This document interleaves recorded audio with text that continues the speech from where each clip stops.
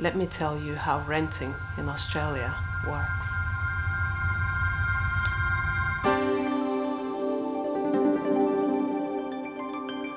Young kid in his 20s just rent. I'm hearing a noise outside. I'm suspecting it is something. Let's go outside and investigate. I think it would be people putting up a sign in front of our house that it is going to be on sale. Yep. So definitely they're putting up a sign that the house is going to be sold.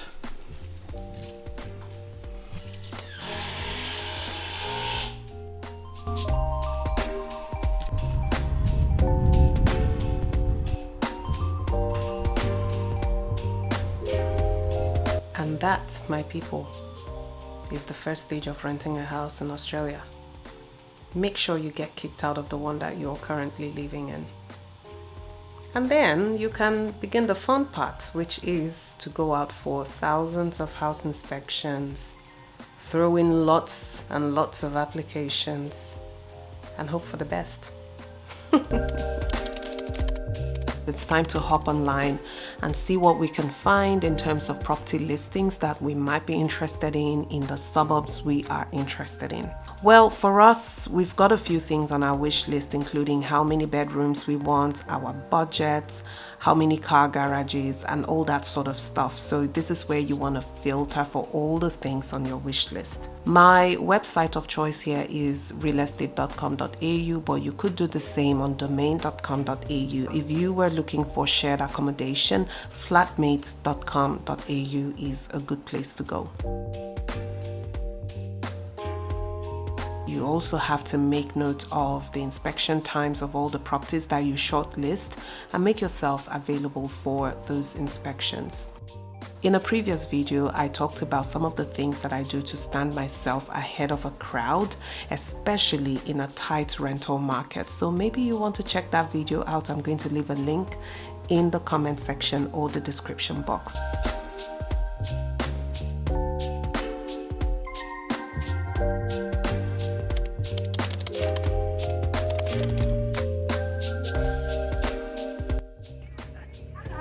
First inspection of the day.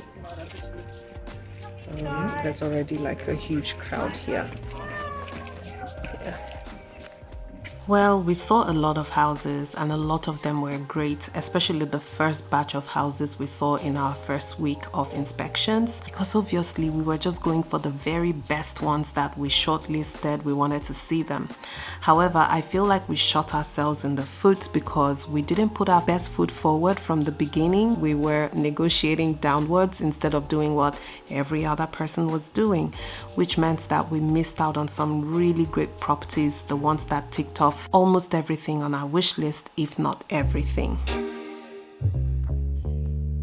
However, by the time the second week of inspections rolled around, we had come back to our senses and we decided to do what everyone else was doing. So we started offering to pay more than the advertised price, and that was how we were able to secure an approval on our rental application. Third inspection of the day.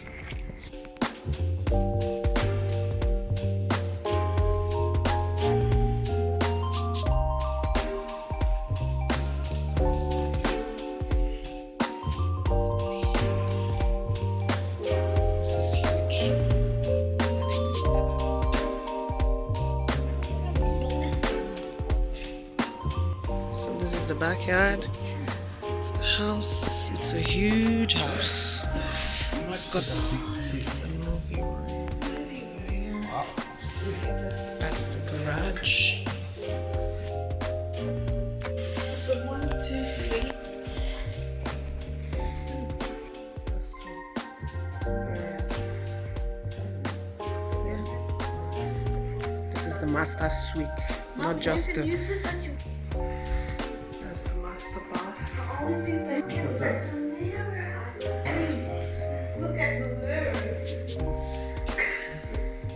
And this is still part of the master.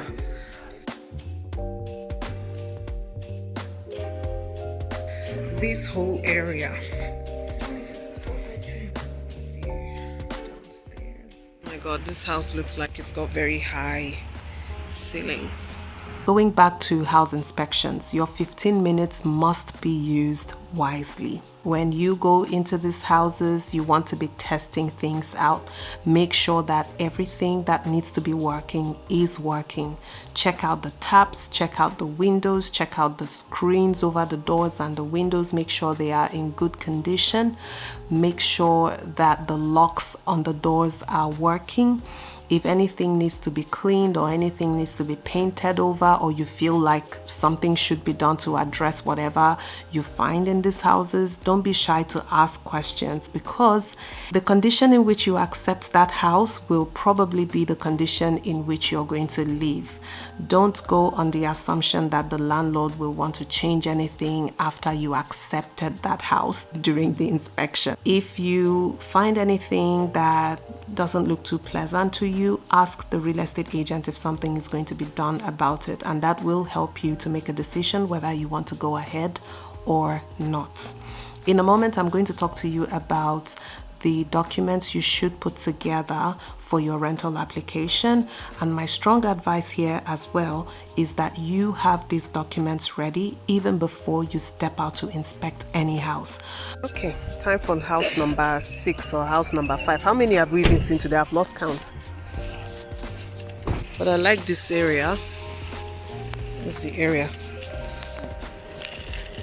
Perfect. Josh, shoes off and you're actually going through.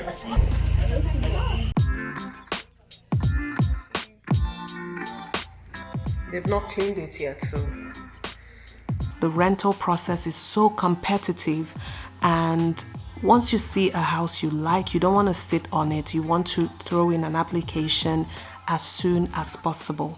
So make sure you have those documents ready even before you start inspecting houses. This is the house that I am coming to see. This one. Yeah, that one.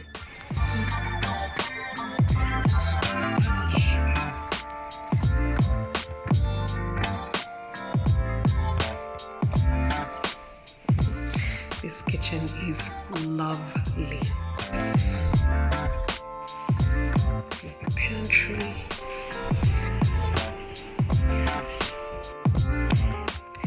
This is the master. There's a balcony. This is the master ensuite. My goodness.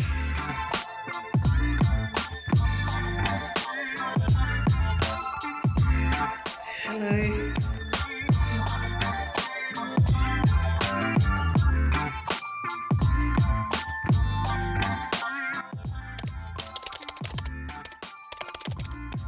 I am sitting in front of my computer. It is time for me to start applying for all the houses we saw that we liked. Yeah, that's why I am sitting here, and it's not fun. But let me begin, okay? This is Saturday, by the way. It's become really dark. It's like 5:44.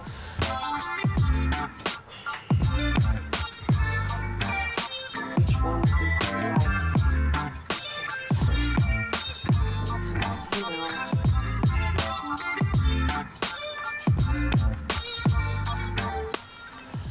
You will need your rental history. You need to provide that.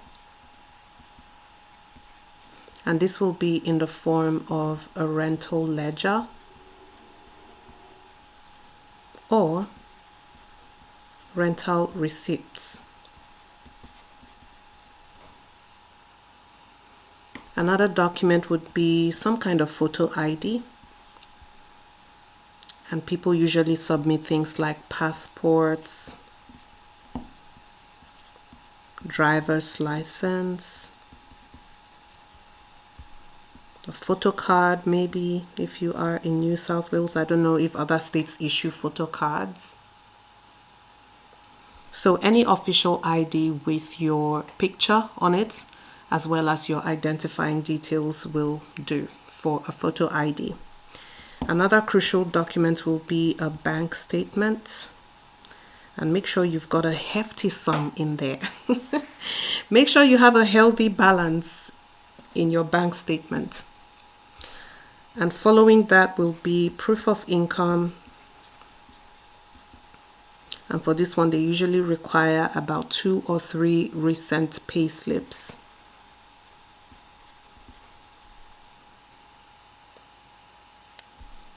References.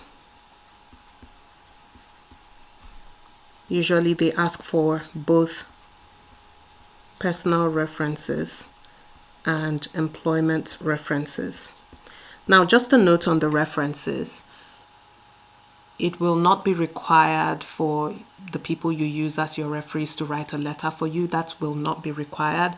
For personal references, usually they just want you to provide their details like their name, address, phone number, and maybe email address. And then for your employer reference, they would ask you for your employer's details, so a contact name, phone number, and that could either be for your manager, your supervisor, or someone that you report to directly at work.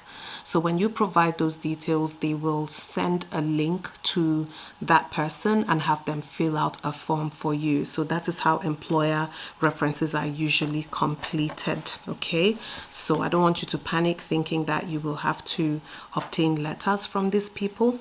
Okay, so yeah, these are some of the things you will need. And then your utility bills as well. This is to be able to verify your current address.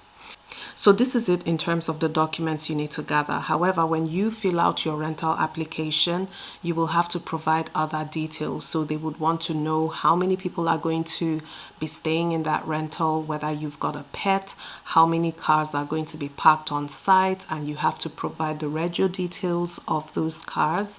You might also be asked to provide some details about your employment. So what do you do, where do you work, and the address of your work, and maybe a few other questions as well. So it is best that you have all of these documents in place before you even start inspecting houses. And if you see a house that you like, you would receive a link through which you can apply and attach these documents. Okay, and let's just say this would be stage 3 of the rental process. This is a quick update about our house hunting situation. We have been finally approved for a house. Yes, this happened 3 days ago. However, what you're seeing here is not a very excited face, because I feel like it wasn't really the house that we wanted. The past 3 weeks, it's felt like an onslaught of different experiences that have just been chaotic. And as a result of that, even though there's no reason to be desperate, I feel like we have approached this whole thing with some desperation. The whole idea is that we would leave as soon as we find a place, because the activities around selling this house will continue for 7 whole weeks, and there is just no way that I want to be involved in that for 7 weeks. And there's also the uncertainty that whoever buys the property might not want to keep tenants here. Like, they might want to actually move into this place themselves. And so because there's all that uncertainty, there's no reason for us to be sitting down here. It's best that we just move.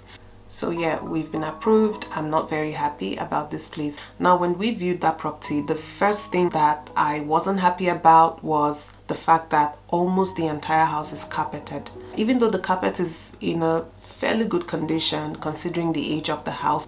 But yeah, I didn't like the carpet everywhere. So all those high traffic areas downstairs, high traffic areas leading into the laundry, into the kitchen, I really do not understand why anyone would want to put carpets over there.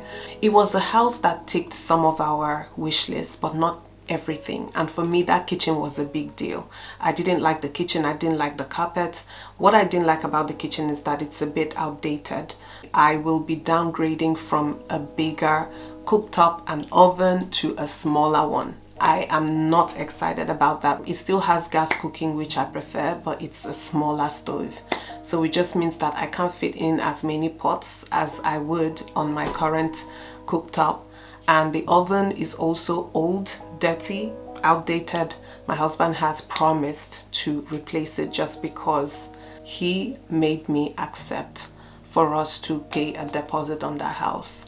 I told him I didn't like the house, I didn't like the kitchen, but It's been 3 days now since that approval. When my husband came back and told me about the approval, you would have thought that someone died just looking at my face. I was depressed the entire day. My daughter was even saying that I looked miserable, and yes, I looked and felt very miserable. And it was a shock reaction even to me. I kept asking myself, what is this about? I mean, it's just a house, nobody died. But I was quite depressed about it. It's been 3 days now. I have accepted it a bit more. As a matter of fact, I feel like I have moved into another mindset of thinking about what to fix, what to do to that kitchen to just make it a little better, and that has kind of consumed my thoughts. This house is not entirely bad. I know that I am painting a very negative picture here, but it's not entirely bad. It's a double garage house, which was on our wish list. It's got really big rooms. The rooms are bigger than what we have here, which is great as well. It's just I can't get that kitchen and the carpets. I think those would be my two major downsides. We've not signed the agreement yet. We haven't signed the lease agreement yet because the house is not exactly ready to move into just yet. I think the old tenant has not completed their final tenancy cycle, I would say. Maybe the rent that they paid has not expired, so we can't move in until that is over. So we've been told that the house would be ready sometime next week, and the plan for us is to move before our current rent cycle runs through. Okay, so we don't want to have to pay another week of rent in this house. We've already paid 2 weeks of rent in advance, and we want to be able to move before the 2 weeks are over.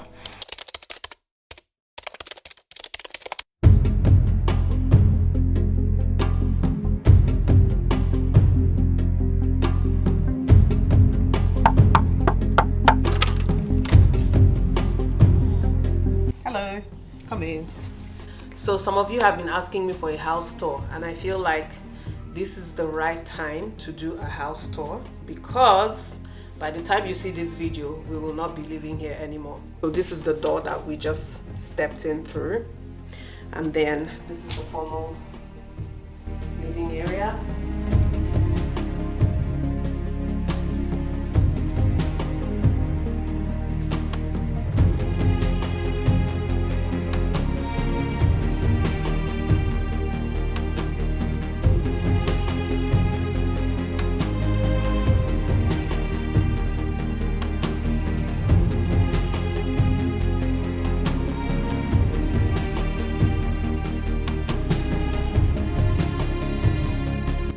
While you're enjoying that mini tour, let's get back to talking about the upfront cost of securing a rental.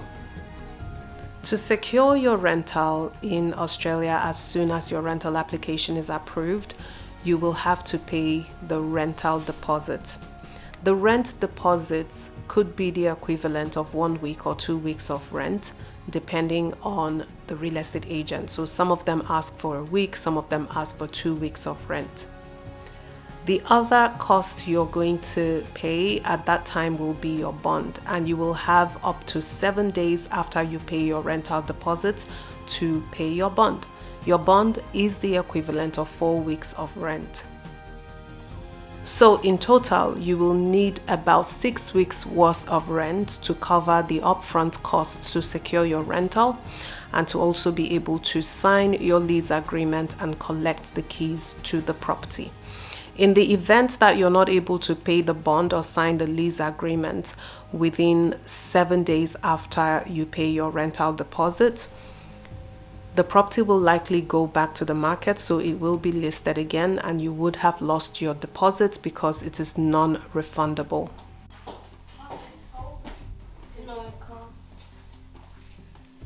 This is the pantry, which we almost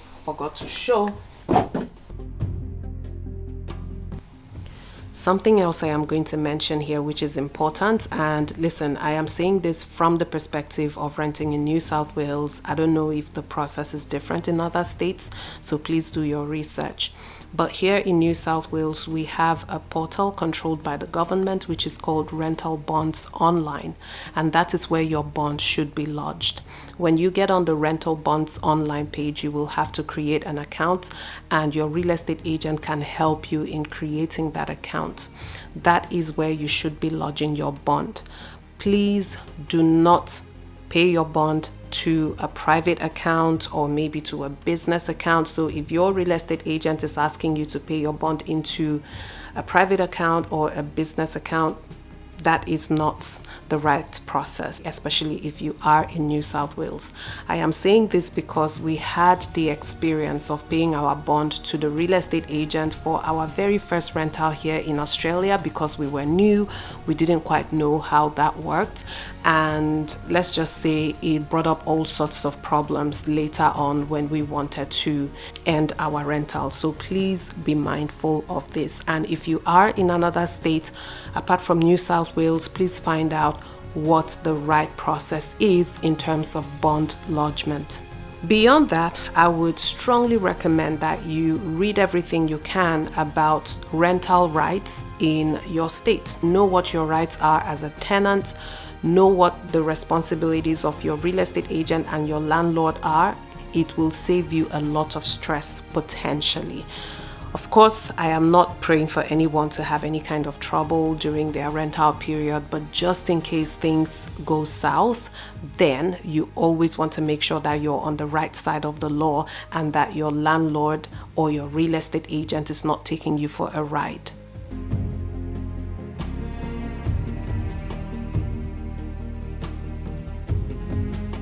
We paid the upfront costs and signed the lease agreement, collected the keys, and we were ready to move into the property.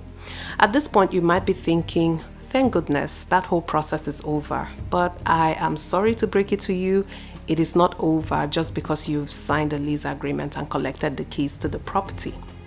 There are a few other very crucial factors you must be aware of as a tenant in Australia. I am not going to bore you with that in this video, okay? I am going to bring that in a separate video, so please stay tuned for that. In the meantime, don't forget to like this video before you go. I hope you subscribe if you want to join the family. And what else am I supposed to say here? I will most likely bring you the concluding part of renting in Australia. I'll see you again in my next one. Bye-bye.